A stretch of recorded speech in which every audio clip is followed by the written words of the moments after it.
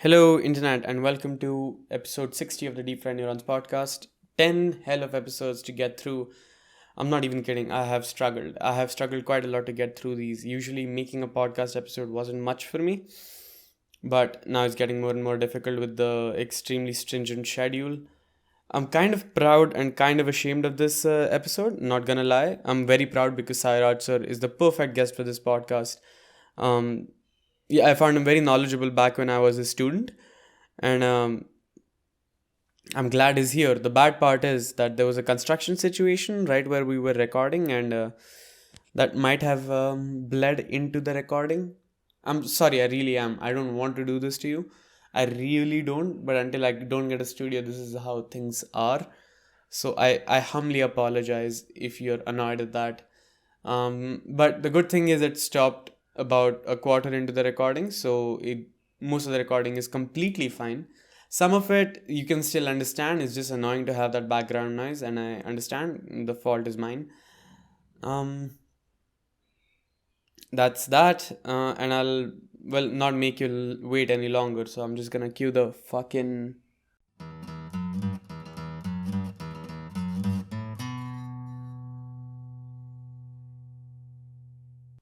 hello kids, and today I brought you another educational set, I guess. I mean, you can call it that.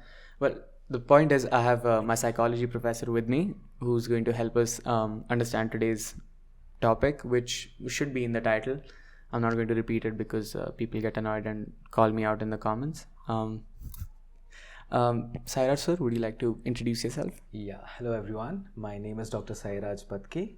I am a psychology professor for the past 8 years. I've taught Anuj when he was at Symbiosis and I was at Symbiosis. I'm currently teaching at Flame University in Pune. And yeah, when he approached me, this topic sounded really interesting. So I think it would be great and really important to discuss this topic. So hope you like it. Mm-hmm. Now, without any further ado, and if you can hear tiles being cut in the background, I am so sorry. That just shows that I am inept as an editor for audio and that I don't have an audio engineer, but you'll have to deal with that.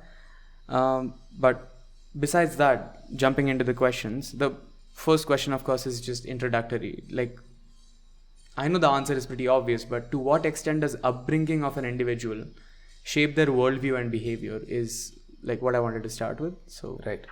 Yeah, so when we're talking about upbringing and how it influences a person's behavior or their views about the world, we obviously know that there is going to be this nature-nurture conversation, and we're going to say that there's going to be some biological components that are going to be important, some heredity influence that's going to be important, but even to the maximum, we would look at around 30 to 40% contribution coming from nature when it decides these things in terms of behavior. But the individual would definitely be influenced by the parents and the kind of upbringing and the environment that's there at home, because that's the time when the brain is developing and ideas are being formed and concepts are being formed. And the first thing that the child looks to in terms of confirmation of ideas or establishment of concepts is people around them. And the most significant people around them are going to be the primary caregivers. And that's exactly what would help them create a view of the world and understand the world around them, the environment around them. It would start off by understanding their own bodily processes. It would start off by understanding their communication with the primary caregivers and then the home environment. And that's something that will soon get extended to the external world. Okay. I mean, that's pretty summarized. I don't have any space for tangents there. The second question, moving on, is I mean, when we were in class, you taught us Eriksons model of conflict as to how, as your age progresses, there are different conflicts that you're faced with on a social or psychological level. Could you, in brief, explain to our audience what exactly Eriksons model of conflict is?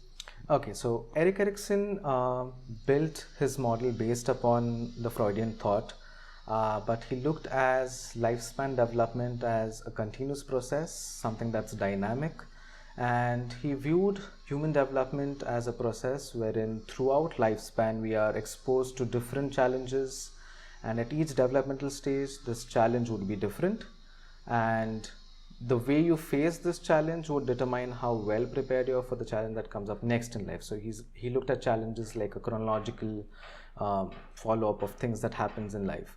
So let's start off by the first stage, which is trust versus mistrust.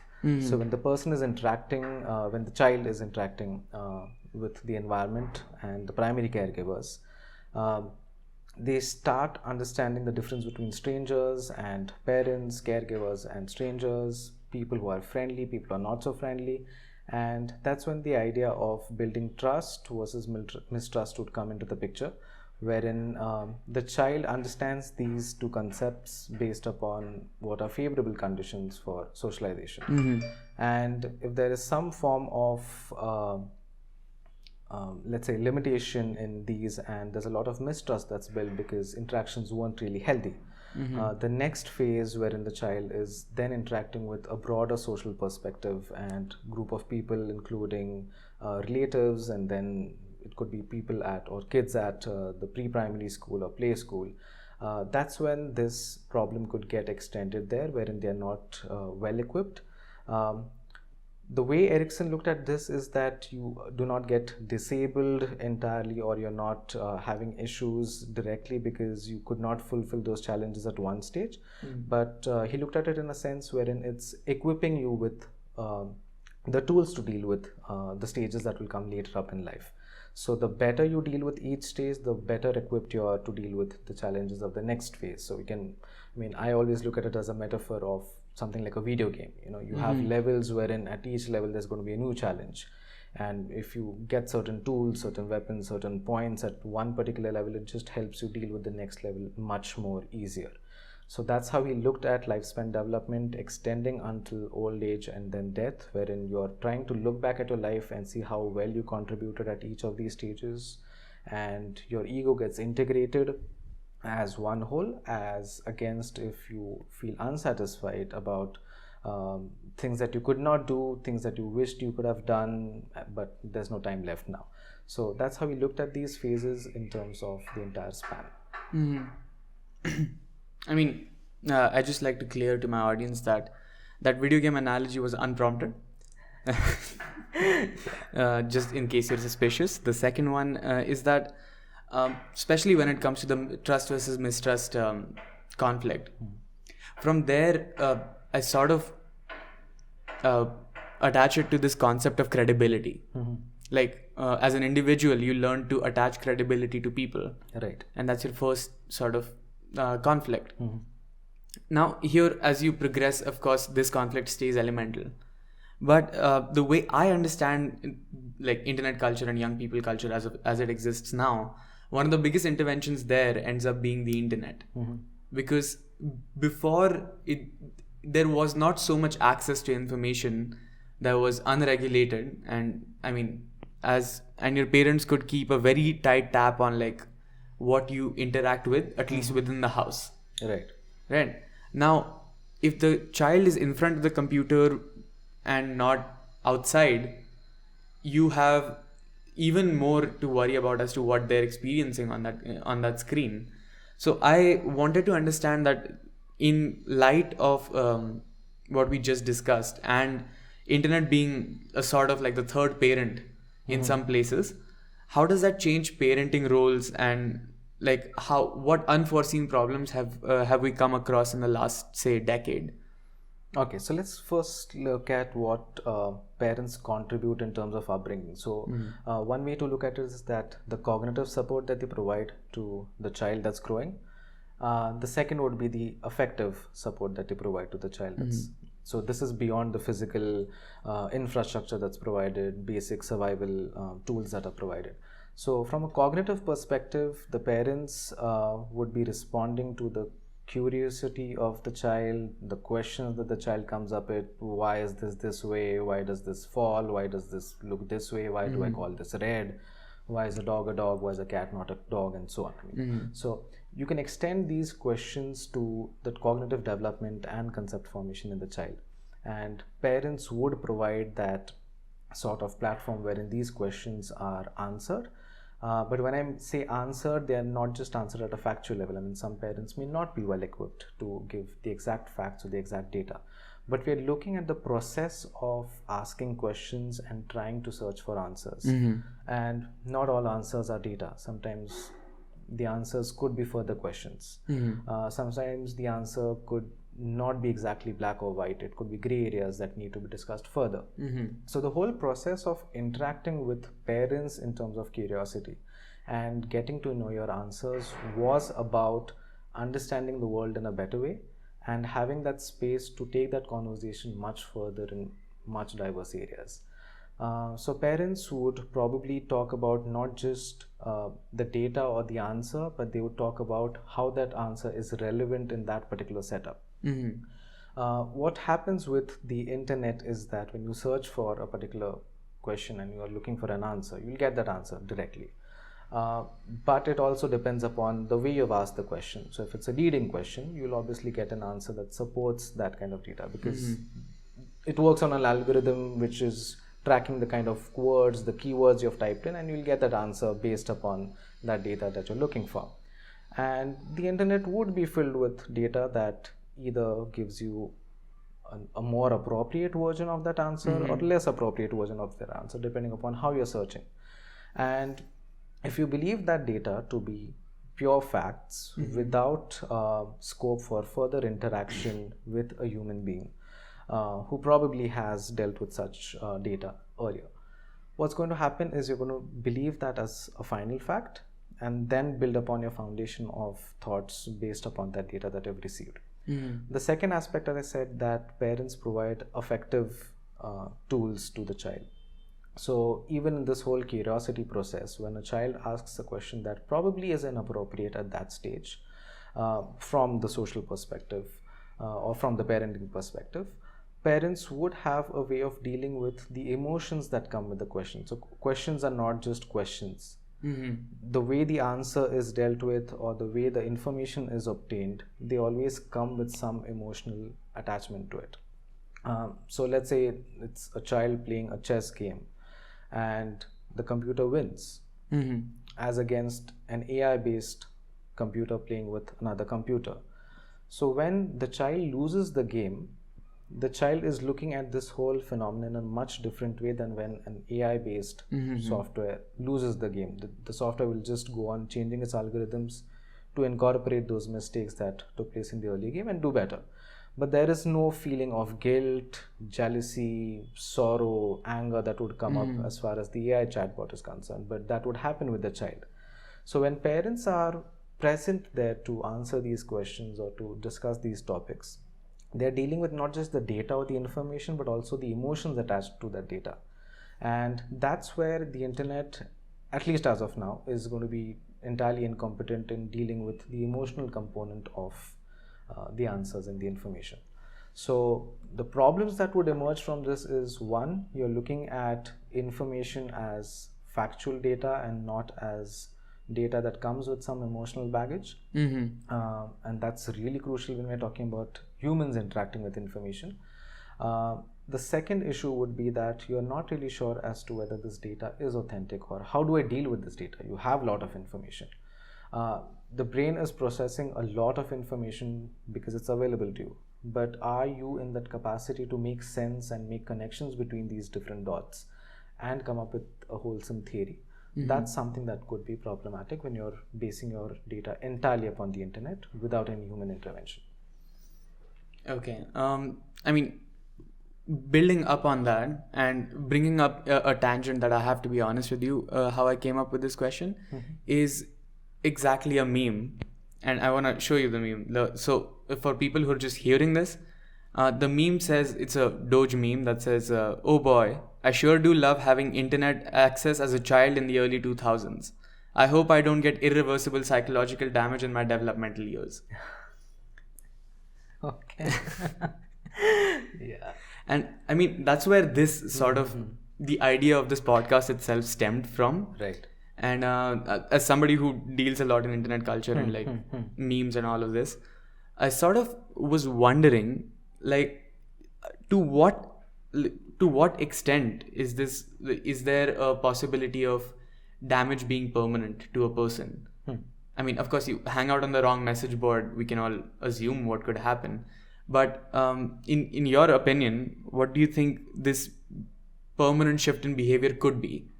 Yeah, so when we're looking at this crucial age, especially until adolescence, wherein the brain is developing at a neurobiological level, we're not just talking about concepts and at a philosophical level. There are neurobiological changes taking place in the brain, and the kind of data, the way you present this data, all of it is leading to different neural development.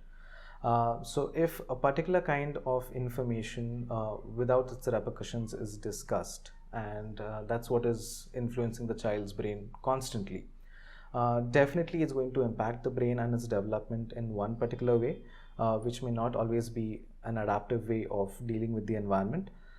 Secondly, because you do not have the emotional component taken care of, the child would definitely be ill-equipped in dealing with emotions later on in their lifetime. So the information would be there. They would probably have data that resolves questions, but the emotional questions that arise out of that data, the child in their adulthood would not be equipped with dealing with those emotions comfortably.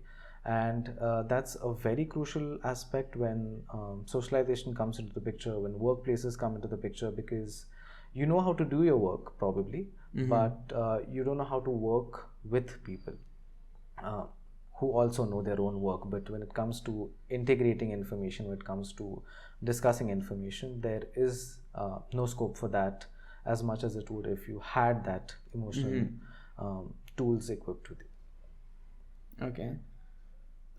Final question, which is, I mean, it's semi-answered in your previous response, but at the same time, we kind of live in one of the most depressed young people group that have ever been observed. Part of it might be because this is one of the only times in history that we have actual mental health statistics that are reliable.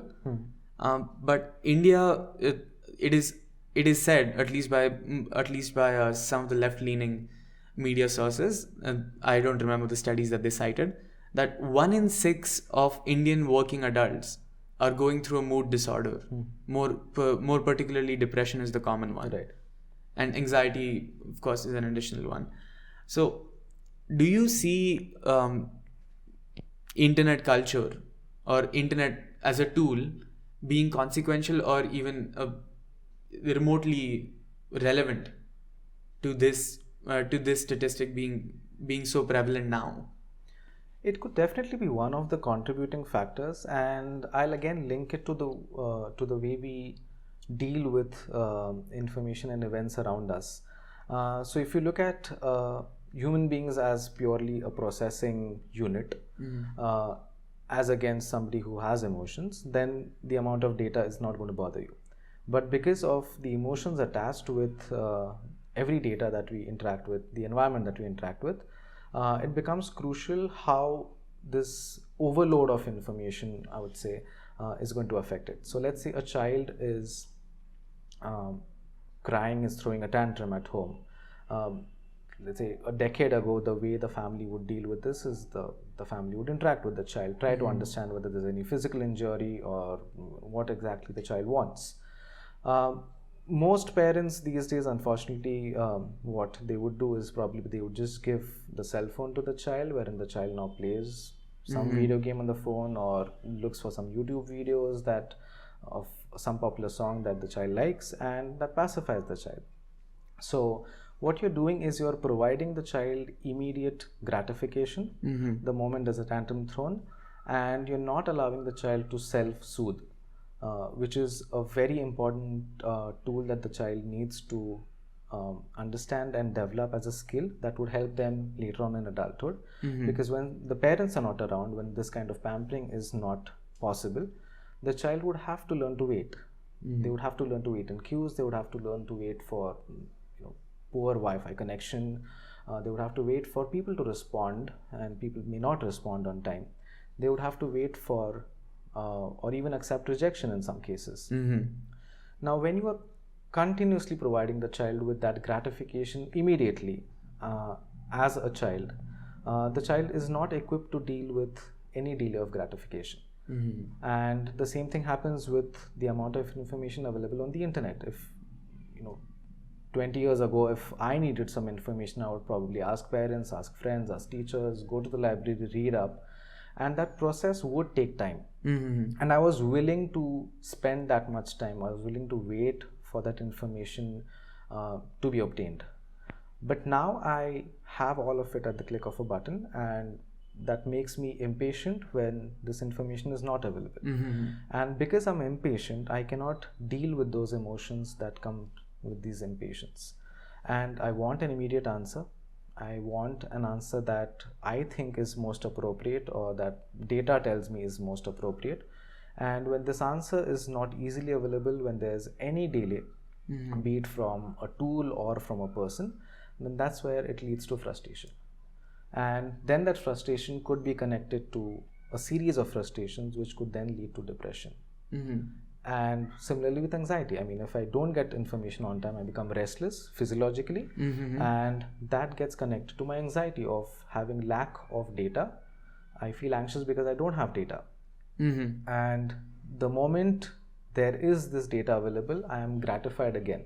So it again becomes a vicious cycle of reinforcement.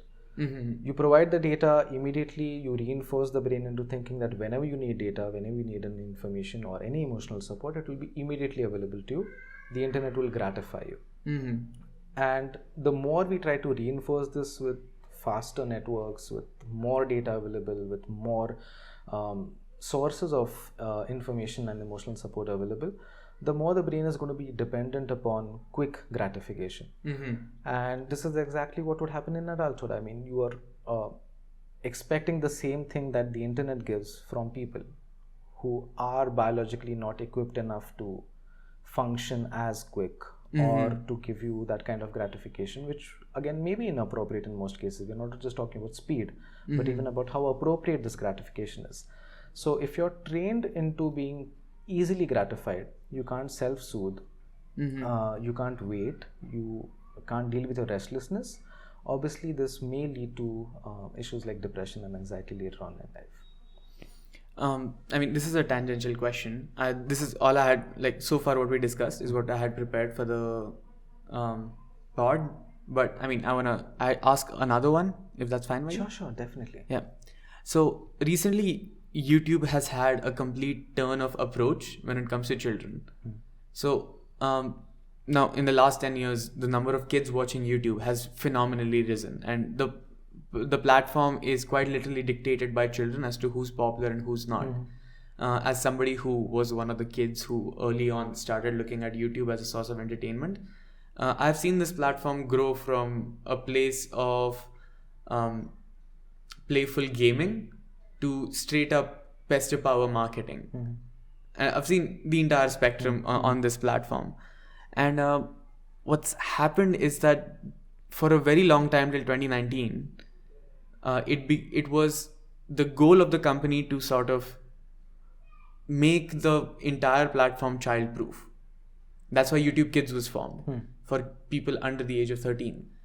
But after that, they found out that personalized advertising for children under the age of 13 is illegal as in United States.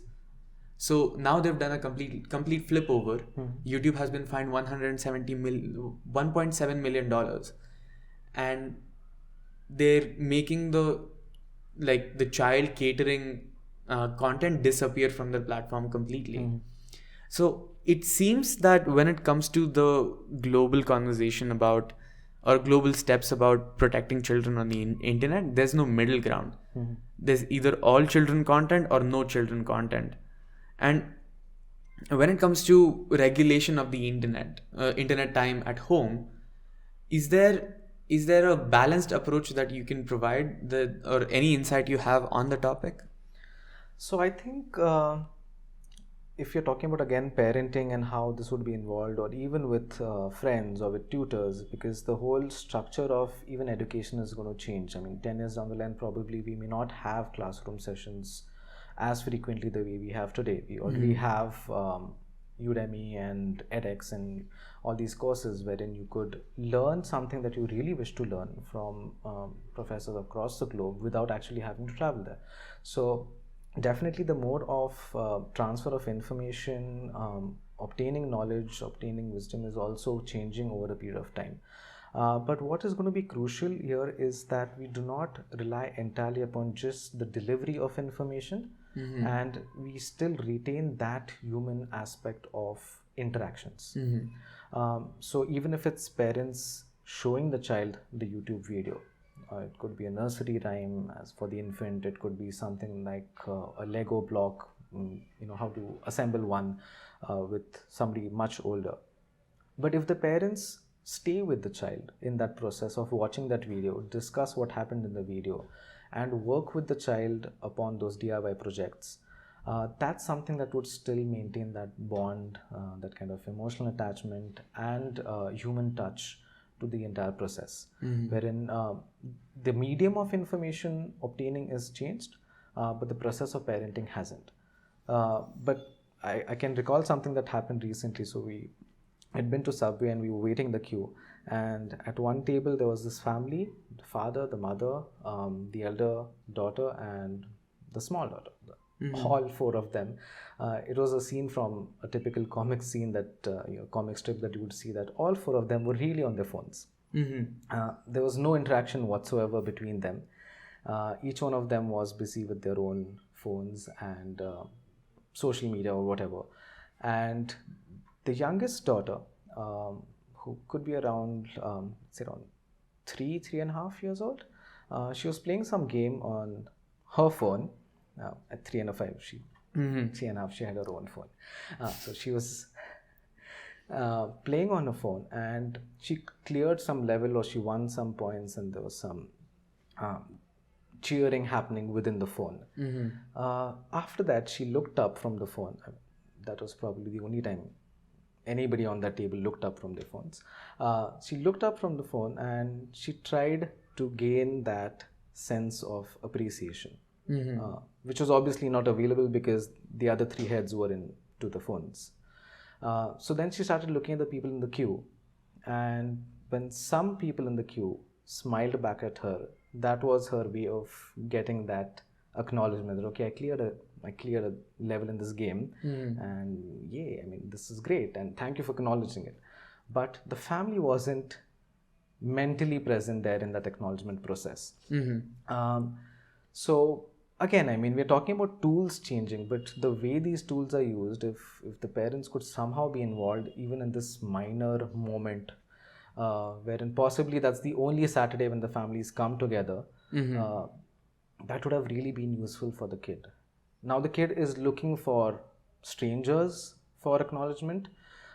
Soon these strangers could be virtual strangers on the internet where she's looking for this acknowledgement. And this could go wrong in many different ways. It could go right in some ways, but you never know how it's unreliable. Yeah. So that's what I would like to say. I mean, be it the teaching learning process in a formal setup or at the home setup, as long as people are involved in that process, the tools could be internet today, it could be something else tomorrow. It's not much about the information that's transferring. It's how you're dealing with this information as a social member of the society is, I think, what's more crucial. Okay, I think that's all we have for today. Thank you so much for doing this. Thank you. Okay.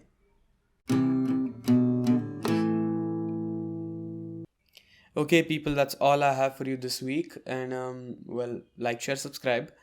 Support me on Patreon if you haven't done that already. And let me know what you want to know about. The next episode is going to be a Tuesday or Wednesday-ish situation. Again, I have a lot of assignments due. I cannot stress how many assignments I have due. I submitted one today. And but otherwise, I'm going to make sure that I get more interesting guests. I have some content lined up for you for the next episode. And the episode after that, I just want to record it as soon as possible. So that's that. I'll see you.